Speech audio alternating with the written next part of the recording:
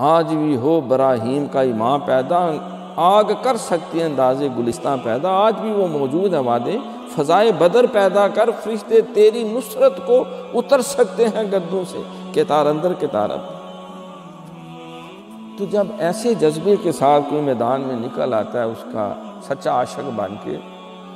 تو پھر وہ تنہا نہیں چھوڑتا۔ ان الذین قالوا ربنا اللہ ثم استقاموا تتنزل علیہم الملائکہ۔ دیکھیں نا غزوہ بدر میں جب سرکار نے کہا دعائیں مانگی، کہا مولا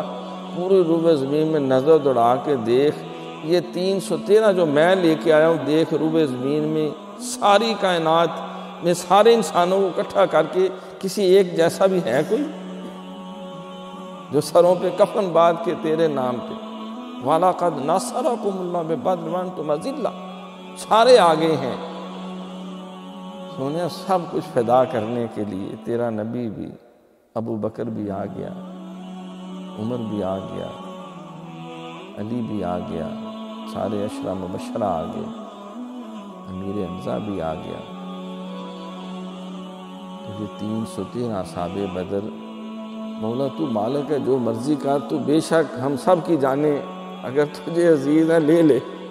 لیکن تیرا نبی ایک عرض یہ کرتا ہے کہ اگر کفار نے ان کو جہاں سے محو کر ڈالا، آج اگر کفار نے ان کو جہاں سے محو کر ڈالا،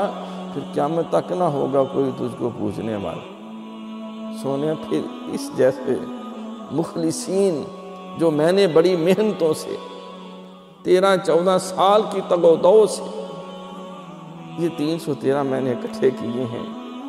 جن کے سینوں میں سوائے تیرے کسی کی محبت، جو تیرے نام پہ مر مٹنے کے لیے آگے ہیں، یہ میری ساری محنتوں کا ثمرہ ہے۔ اگر آج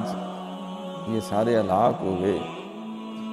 تو پھر پوری روح زمین میں دیکھ لے کون ہے جو ایسا اظہار پیش کرنے کا۔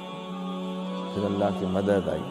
2000 فرشتے آ گئے، 1000 اور آ گئے، جبریل آ گیا، میکائیل آ گیا، اسرافیل آ گیا، اب کفار کی جان نکالنے کے لیے اسرائیل بھی آ گیا۔